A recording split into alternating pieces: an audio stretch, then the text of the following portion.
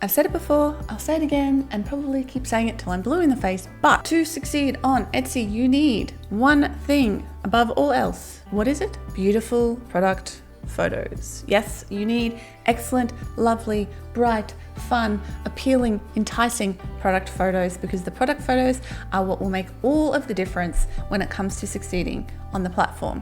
So today, I want to go through a bunch of top tips for how to take and style beautiful photos for your Etsy shop. Let's get to it. Step number 1, keep it clean and clutter-free. Remember that your product needs to be the star of the show. Your product needs to be front and center. Now, this is most important in your initial photo. This is the one everyone will see in search. This is the one everyone will see when they hit your shop. This photo needs to be clean and clear, and make sure that your product stands out. You want to choose backgrounds that make your item pop. You don't want to choose backgrounds that your item will disappear into or that will clash with your item. For example, if you have an item that is very patterned, your background needs to be very plain. If you have a very plain item, you may choose to have some sort of textured background so there's a contrast between them. You don't need a white background.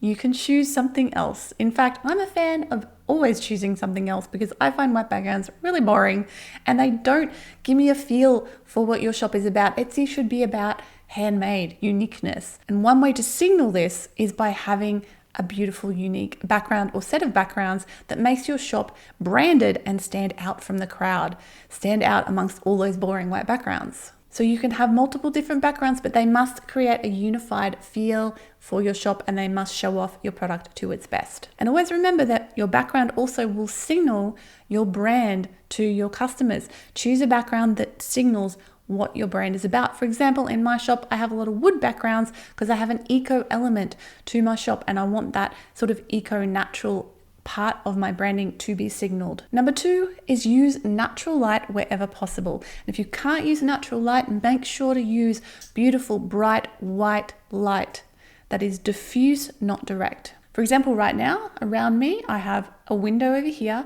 I have a big box light over here, diffusing light, and I have an LED diffuser, light diffuser up here, and that creates an effect of light from all directions. Of course, normally for most people, you can just have like a ring light in front of you if you're filming, but I have glasses, so you can't do that because it just reflects on the glasses, so you have to do all this fancy business. But same goes for your products. Make sure you're lighting from all directions. Now, you can play with light and shadow to a certain extent to give a bit of depth and dimension to your product. So make sure not to like blow it out completely so it just looks way overexposed.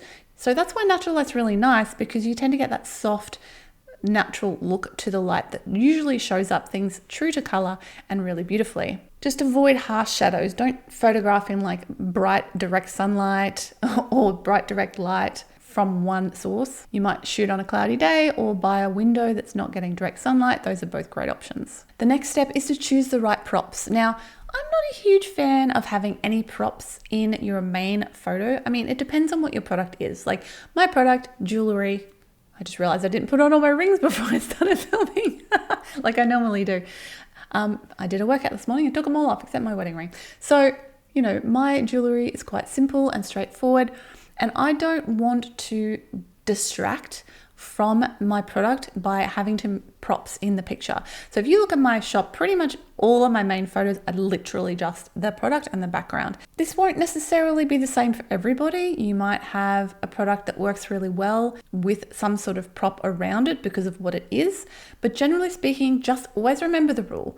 The product is the star of the show. If anything that you're using to style your image, to style your product takes people's eyes or attention away from the product, you don't want it there. Again, especially for that initial photo. You might have additional photos that like lifestyle shots or in-use shots where it's more acceptable to have those props, but even so, make sure your product is clear in the photo and make sure to have props that complement the style and the branding that you are going for, not that clash with it. Okay, next tip is consistency is key. You want to have a consistent aesthetic across the photos in your listing. So in one listing, the photos and the video potentially in that listing should have a consistent look and aesthetic to them, but also across your shop, you need to have a consistent branded aesthetic because that is what will make your shop stand out and look professional.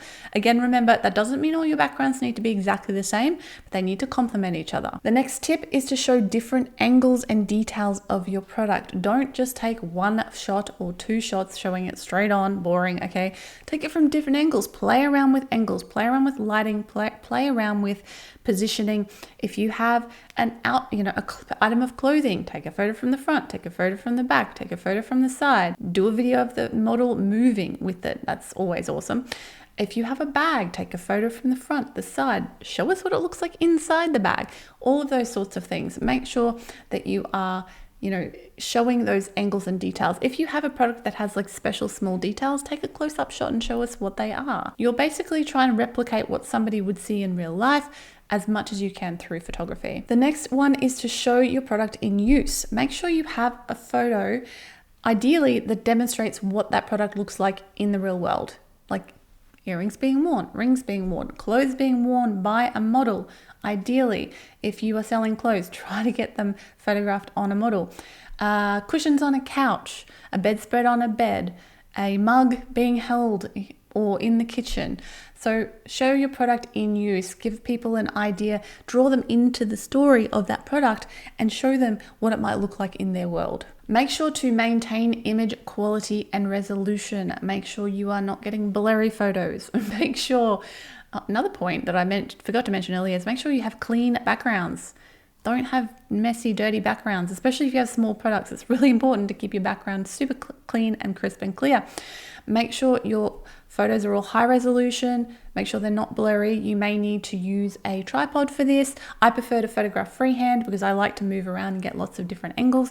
But I always take like multiple photos from each one so that if I get a blurry one because of my hand moves or whatever, I have a good one to make up for that. And also edit your photos. Edit your photos, make them look even better. Yes, if you're using good backgrounds, clean, crisp photography, good lighting, it should come out looking great, but you can make it better by doing a few simple, quick edits in even a free editing program. You don't need to buy Photoshop or anything fancy like that. You can use the free version of Canva and you can just adjust some of the settings in there.